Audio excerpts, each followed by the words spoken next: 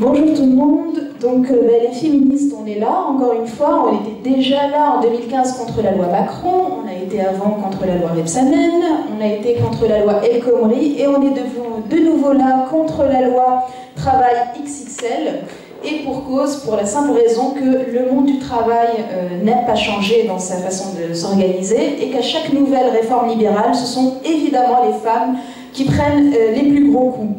Pourquoi? Parce qu'on est dans un pays où une femme active sur 3 est à temps partiel, c'est-à-dire qu'une femme active sur 3 n'a qu'un salaire partiel, n'a pas tout à fait son autonomie financière, que la moitié des femmes en France sont cantonnées dans seulement 12 des 85 catégories socio-professionnelles, donc elles sont cantonnées dans les métiers les plus précaires, caissières, vendeuses, femmes de ménage, femmes de chambre, 75% par exemple des caissiers sont des caissières, que 56% des travailleurs du dimanche sont en fait des femmes, le dimanche, qui n'est pas un jour scolarisé pour les enfants, donc évidemment ces femmes vont galérer pour avoir un moyen de garde, le dimanche où les transports sont 2 fois plus lents, donc ces femmes qui souvent habitent loin des centres-villes parce qu'elles sont précaires vont devoir se lever encore plus tôt le matin et rentrer encore plus tard le soir, une fois la journée de travail consommée. Et les femmes qui sont donc majoritaires dans les très petites entreprises, les petites et moyennes entreprises, les CDD, c'est-à-dire partout où il y a les plus taux faibles de syndicalisation. Donc quand on les renvoie aux accords d'entreprise, on les renvoie en fait à un tête-à-tête avec le patron. Le capitalisme, pour cela, profite finalement d'une petite culture patriarcale qui est déjà bien installée, qui considère que de toute façon les femmes n'ont que des salaires d'appoint, des salaires complémentaires à celui des hommes. Et puis les femmes, vu ce qu'elles savent faire naturellement, le ménage, la cuisine et tout, déjà on les paye pour être femmes de chambre et femmes de ménage, c'est déjà pas mal.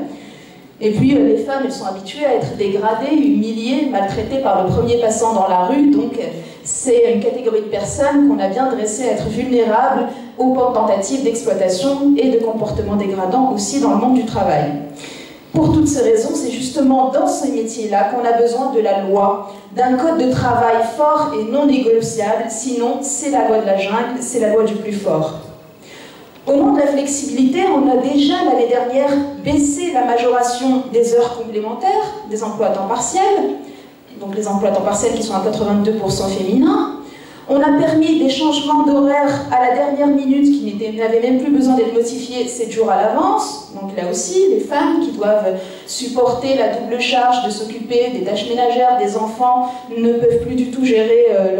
leur temps disponible.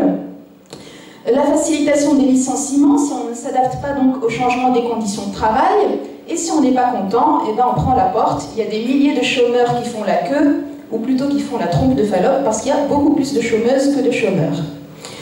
Donc les femmes sont beaucoup moins maîtresses que les hommes de leur temps disponible à cause de l'exploitation patriarcale du travail gratuit à la maison, et ce seront les premières à être dégagées, notamment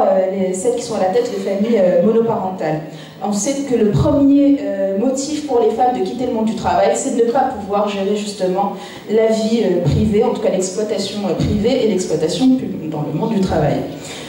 Le but de la manœuvre, c'est évidemment de nous adapter aux besoins des entreprises, de nous brancher, de nous débrancher à l'heure, à la journée, et de faire de nous des travailleurs sur mesure. En fait, la robotisation et la déshumanisation a commencé bien avant que les robots viennent dans les entreprises.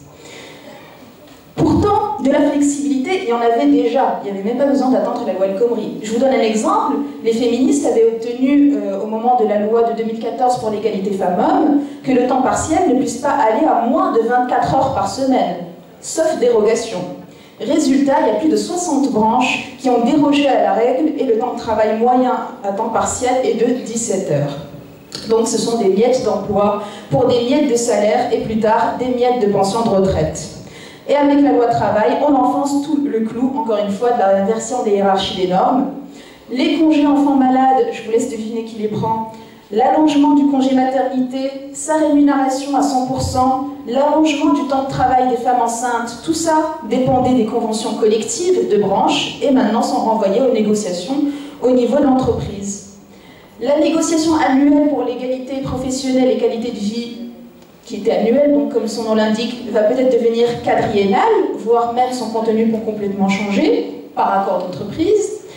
Le fait de communiquer obligatoirement les données sur l'égalité professionnelle dans l'entreprise pour voir où on en est des salaires des femmes et des hommes, là aussi ça peut sauter par accord d'entreprise, sachant que déjà aujourd'hui 59% des entreprises sont hors la loi et n'ont même pas de plan d'égalité pour les femmes et les hommes au niveau de leur salaire. Le droit d'expertise pour voir quelle est la source des inégalités salariales femmes-hommes par entreprise ne sera plus à la charge de l'employeur, mais du comité d'entreprise, qui a un budget limité. Donc je ne sais pas pourquoi, je le sens déjà que ça va faire partie du top 3 des choses qui vont passer à l'AS. Et la disparition des CHSCT, les comités d'hygiène, sécurité et conditions de travail, vont encore plus fragiliser les femmes qui sont par exemple une femme sur 5 au travail a déjà subi du harcèlement sexuel et c'était le genre d'instance vers lesquelles elle pouvait se tourner. Donc je termine, tout ça dans un pays qui voulait faire des droits des femmes la grande cause nationale, sans ministère des droits des femmes, avec un budget qu'on vient de saigner de 27% et une fragilisation dans le monde du travail, donc paye ton foutage de gueule. Ce sera donc le mot de la fin. Et je vous invite donc, nous on sera le 12 dans la rue, dans un cortège féministe, et que vous dire sinon que la dernière fois on était 70% de la population contre la loi travail, normalement on devrait être à peu près au moins le même nombre contre la nouvelle loi travail qui n'est que dans la continuation de la prochaine, donc tout le monde dans la rue est féministe tant qu'il le faudra. Merci.